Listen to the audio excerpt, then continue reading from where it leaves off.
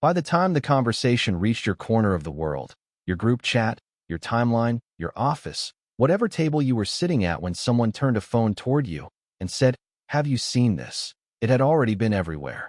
It had already traveled through the golf world and then out of it, the way the truly rare moments do, crossing the boundary between people who follow the sport and people who don't with an ease that most sports highlights never manage. The clip is 37 seconds long. In those 37 seconds, something happens that golf commentators with decades of tour experience are still struggling to contextualize. Not because it defies their knowledge of the sport, but because their knowledge of the sport is precisely what makes it so difficult to explain. They understand, better than anyone, exactly how unlikely what they're watching is. And that understanding, rather than making the moment easier to describe, makes it harder. Because the more precisely you know what it costs to do what he did, in that moment, under those conditions, with that much at stake, the fewer adequate words you find available. The clip ends. The conversation starts. And it hasn't stopped. What you're about to hear is not a breakdown of the 37 seconds. It is everything that happened before them. The years and the losses and the quiet, unglamorous work that built the foundation underneath the moment that everyone is talking about.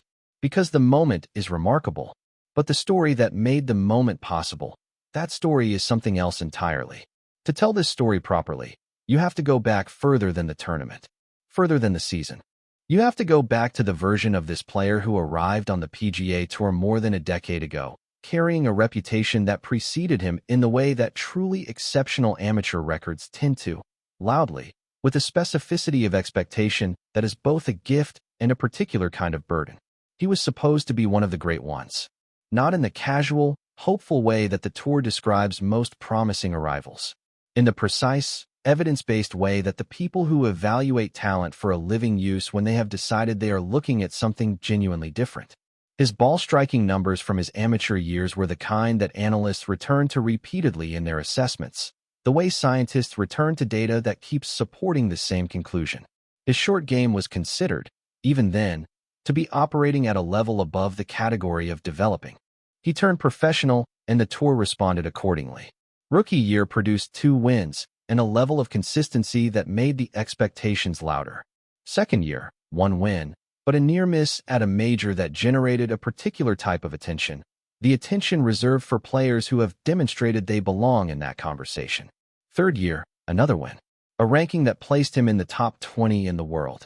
And then something happened that is very difficult to describe from the outside, because it happened almost entirely on the inside. Not an injury, not a public breakdown. Not a single catastrophic tournament or a coach change or a swing overhaul that went wrong. Something quieter and, in some ways, more complicated than any of those things. A gradual, almost imperceptible shift in the relationship between his ability and his belief in his ability. The wins slowed. The near misses began to accumulate with a frequency that told a different story than near misses usually tell. Not the story of a player approaching something, but the story of a player being held at a specific distance from it by something he couldn't quite name or locate or address in a press conference, without the language becoming vague in a way he found professionally embarrassing. His coach during this period, a man who has worked with a number of tour players and who speaks about the inner architecture of competitive performance with unusual precision, said something in an interview that players in this situation rarely confirm publicly, but almost universally recognize privately. He said, the game was still there. It never left. What left was the unconditional relationship with it. And that's a different problem. That takes a different kind of work to solve.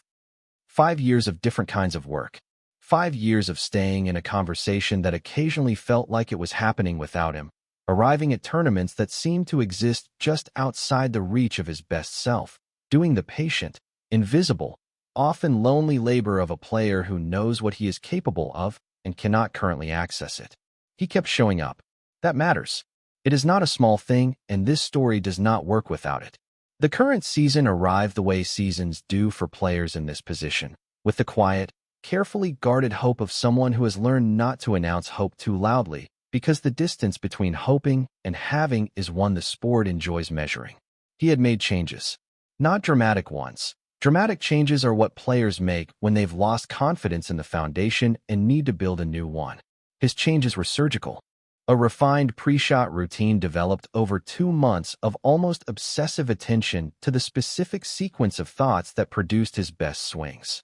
A new approach to tournament preparation that his caddy described as less information, more trust. The deliberate decision to arrive at a course knowing less about its history of eating people and more about the shots he personally needed to hit. And a commitment, made privately and almost philosophically, to stop trying to play the version of golf that would satisfy external expectations and start playing the version that expressed what he actually was. Which sounds straightforward. Which is, in the context of a professional career built under specific scrutiny and specific projections, one of the most difficult things a player can genuinely do. The season unfolded with a kind of quiet momentum that is very easy to miss if you're watching for the wrong things. No headlines, no winners' press conferences, but a consistency of performance, a raising of the floor, that people who study tour statistics began to notice and mention to each other in the understated way of analysts who are not yet ready to make a claim but can see something accumulating. He arrived at this tournament ranked 43rd in the world, which is excellent, which is top 50 on the planet, which, in any other context, would be described as the position of a very successful professional golfer. But in the context of where he'd been projected to be a decade ago, and where the sport had always seemed to expect him, 43rd carried the specific weight of potential that hasn't fully arrived yet. He knew this. He has said, since the moment everyone is talking about, that he walked onto this course with something he described as a decision. Not a goal, not a plan, a decision. The decision to stop treating his own career as a problem to be solved and start treating each round as simply the next thing that needed to happen. I stopped auditing myself, he said. I've been auditing myself for years. Checking, measuring, comparing. And I stopped. This week, I just played. Thursday, 65. A round of such clean, unconditional ball striking that his coach, watching the stats populate in real time, sent a text that contained no analysis. Just 3 words. There he is. Friday sustained it. A 68 that built on the Thursday foundation with the specific quality of a player who has stopped trying to replicate something and simply kept being it. He moved up the leaderboard without drama and without the manic energy that sometimes accompanies a player who senses an opportunity and begins squeezing it too hard. Saturday is where the story got complicated, because Saturday is when the leaderboard caught up with what he was doing in the tournament. The real tournament, the one made of pressure and proximity and the awareness of what is actually at stake, became visible in a way it hadn't been through the first 2 rounds.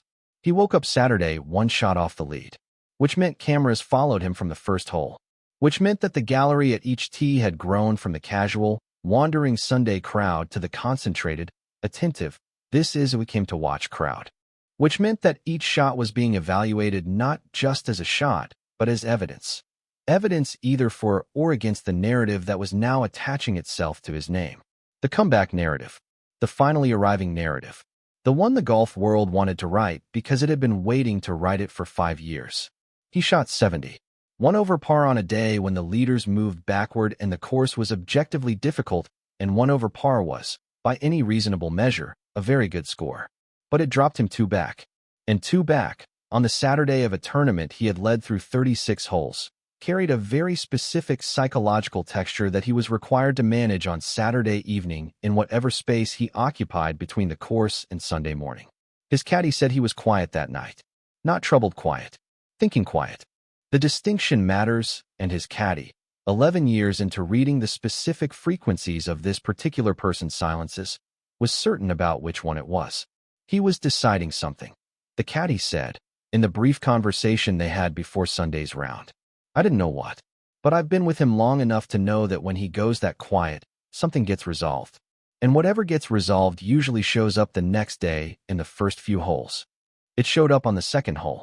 A birdie from an awkward angle that had the broadcast team exchanging a glance, because the shot required a commitment to a line that most players in that position would have talked themselves out of. He didn't talk himself out of it. He looked at the line, trusted the line, and hit the shot that the line required. And the tournament, 2 holes into the final round, had a new feeling in it. The feeling of something that has been building for a very long time approaching the moment when it either arrives or doesn't. The back nine of a final round when a player is within 2 shots of a lead he genuinely believes he can reach is one of the most psychologically complex environments in professional sport. Every decision carries the weight of what it might mean. Every shot is not just a shot, but a sentence in the story being written in real time. And the player knows it, and the crowd knows it, and the cameras know it. And the only way through it is to somehow know it too, while also operating as if you don't. He birdied 11, tied the lead. He birdied 13, one ahead, and then 14 happened. And that's the hole. That's the one. That's the 37 seconds that everyone is still talking about, still sending to each other, still trying to find the right words for. 14 is a par 4 with a second shot that, from the position his tee shot produced, offered him approximately 204 yards to a pin that the course setup had placed in a location requiring a shot shaped in a direction that doesn't come naturally to left to right players. His natural shape goes left to right. The pin demanded right to left. The bunker guarding the left side of the green, deep, steep-faced, positioned with the specific malice of a hole that was designed to punish overconfidence, was precisely in the path of a right-to-left shape attempted without full commitment. His caddy gave him the yardage, gave him the wind, and then said something that has been widely reported since the moment went everywhere. He said, "What do you see?" Not, "Here's the shot." Not, "I recommend." "What do you see?" And what he said back, quietly, without hesitation, was, "I see it going in. Not close. Not near the flag. In." The caddy handed him the club. What followed was the 37 seconds. If you've seen the clip, you know the shot. The shape of it. The way it bent, beautifully and with total conviction, from right to left across the wind. The way it landed on the front portion of the green and released, with a pace that suggested it had been calibrated not to stop short and not to run past, toward a destination it had apparently been assigned before it left the club face. The way it tracked the flag with the narrowing, inevitable quality of something that was always going to end this way. The ball hit the flagstick, dropped, disappeared, eagle, from 204 yards. With a shape he'd chosen over his natural shape because that's what the shot required. On the hole that put him 3 ahead with 4 to play. The gallery at 14 did not react immediately. That's in the clip too, if you watch it carefully enough. There is a half-second of absolute collective stillness before the roar. Because several thousand people's brains all required the same fraction of a moment to complete the journey from what their eyes were reporting to what that actually meant. And in that half-second, in that suspended, breathless, world-stopping fraction of time before the roar, he stood in the fairway with his club still across his body from the follow-through. And his eyes were closed. Closed. As if the moment was something to be felt rather than watched. He won by 2. The 4 holes after 14 were the golf of a man who has been relieved of something. Not the pressure of a lead, which he managed professionally and correctly, but the older, deeper pressure of a career spent approaching the version of himself he knew existed and having to keep being patient about it. In the winner's interview, which was itself widely shared because of one specific exchange, a journalist asked him, "When you told your caddy you saw it going in, did you actually see it? Or was that something you were telling yourself?" He smiled. The specific smile of a person who has been asked exactly the right question. "Both," he said, "and I'm not sure there's a difference. I think, when you've done the work and you've built the trust and you're standing in the right place inside yourself, what you tell yourself and what you see become the same thing." That's what happened on 14. I told myself I saw it going in. And then I did see it going in. And then it went in. He paused, then added, almost quietly, 5 years of work to be able to say that sentence and have it be true. That is why everyone is talking about this PGA Tour moment. Not because eagles happen. They do.